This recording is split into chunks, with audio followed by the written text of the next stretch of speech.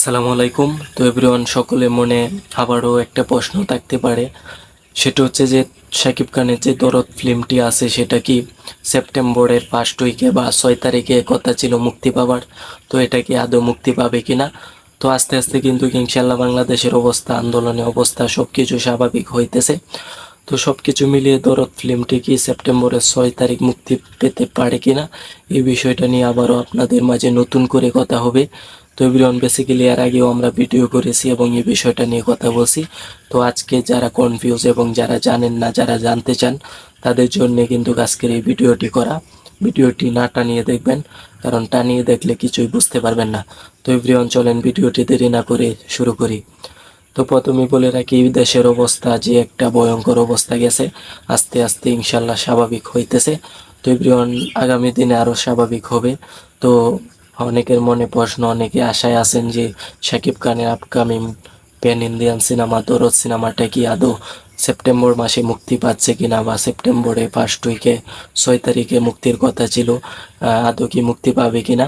তো বেসিক্যালি আপনাদেরকে ক্লিয়ারলি কথা বলতে চাই, কারণ যে বড় আন্দোলন হয়েছে বাংলাদেশে, তো এই আন্দোলনের লিজন কিন্তু দরদ সিনেমার উপর পড়েছে। দরদ সিনেমার সকল আপডেট কিন্তু আস্তে আস্তে করে ইতিমধ্যে আমাদের মাঝে সবকিছু ইতিমধ্যে কিন্তু এসে যেত, কিন্তু আন্দোলনের কারণে কিন্তু কিছুই কিন্তু আসে নাই। তো এভরিওয়ান, বেসিক্যালি সেপ্টেম্বর মাসে দরদ সিনেমাটি আসলে মুক্তি পাচ্ছে না।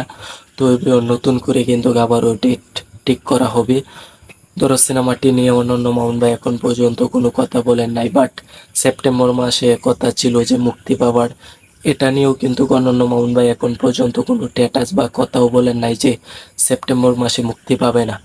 যে আমি অনুমান স্বরূপে বলতেছি, আপনাদেরকে বুঝাইতেছি, আপনারা আবার মাইন্ডে নেবেন না, মুক্তি পেলে পেতেও পারে, কারণ এটা কিন্তু আমি কিন্তু দরদ সিনেমার পরিচালক না, যে কারণে আমি কিন্তু অনুমান স্বরূপে অনুমানে আপনাদেরকে বলতেছি।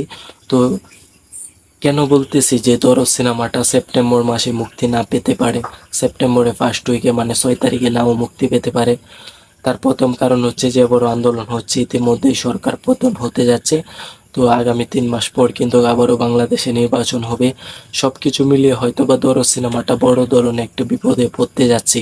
তো এটা বেসিক্যালি আমার কাছে মনে হয়েছে, আপনারা একটু চিন্তা করলে কিন্তু বুঝতে পারবেন।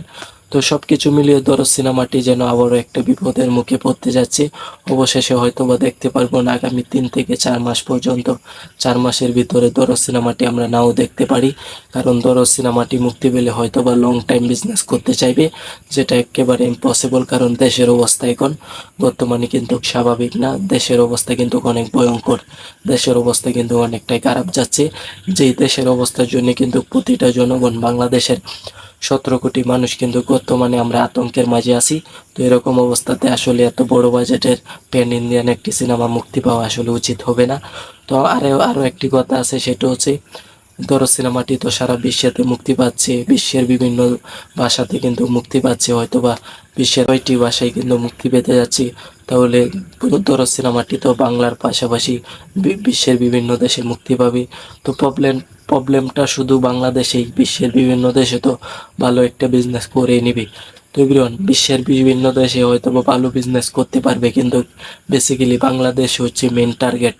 ইতিমধ্যে অন্যান্য মন্ত্রী আমাদেরকে বলেছেন যে শাকিব খান্না বাংলাদেশের কোনো সিনেমার জন্য কিন্তু বাংলাদেশ হচ্ছে মেন টার্গেট। যেরকম ইন্ডিয়ান, সাউথ ইন্ডিয়ান কোনো সিনেমার মেন টার্গেটটা কিন্তু ইন্ডিয়াতে, তাদের বাহিরের থেকে যত সারা বিশ্ব মিলিয়ে যত টাকা ইনকাম করবে, ইন্ডিয়া থেকে কিন্তু তার 2 গুণ ইনকাম করবে একটি সিনেমা। তো বেসিক্যালি সব ফ্যান ফলোয়ার শাকিব খানের বাংলাদেশি বেশি। তো ধরো সিনেমাটা ভালো একটা বিজনেসের জন্য বাংলাদেশে অবশ্যই দরকার, ভালো পরিস্থিতি এবং পরিস্থিতি স্বাভাবিক দরকার, এবং শান্তি শৃঙ্খলা সব কিছু শান্ত দরকার, যেটা কিন্তু বর্তমানে নাই। তো এই কারণেই মনে হয়েছে আমার কাছে, এই কারণেই আমার কাছে মনে হয়েছে যে ধরো সিনেমাটি সেপ্টেম্বরে ফার্স্ট উইকে মানে 6 তারিখে নাও আসতে পারে। তো এভরিওয়ান, আপনাদের কাছে আপনাদের কি মতামত, বা আপনারা কি ভাবতেছেন, বা আপনাদের মাঝে কি আন্দাজ করতে পারছেন, অবশ্যই ভিডিও নিচে কমেন্ট করে জানিয়ে দেবেন এভরিওয়ান। দেশের পাশাপাশি আমাদের অবশ্যই সকলে দোয়া করবেন আমার জন্যে, এবং আমি দোয়া করি সকলের জন্য, দোয়া করি অবশ্যই সকলে যে যেখান থেকে আমার ভিডিওগুলো দেখেন, পুরো ভিডিওটা দেখেন, তাদের জন্য অবশ্যই দোয়া করি। এভরিওয়ান, যারা পুরো ভিডিও দেখেছেন তাদেরকে আবারও মন থেকে ধন্যবাদ জানাই। সকলকে ধন্যবাদ জানিয়ে আজকের ভিডিওটি ছিল এই পর্যন্তই। আসি, আল্লাহ হাফেজ।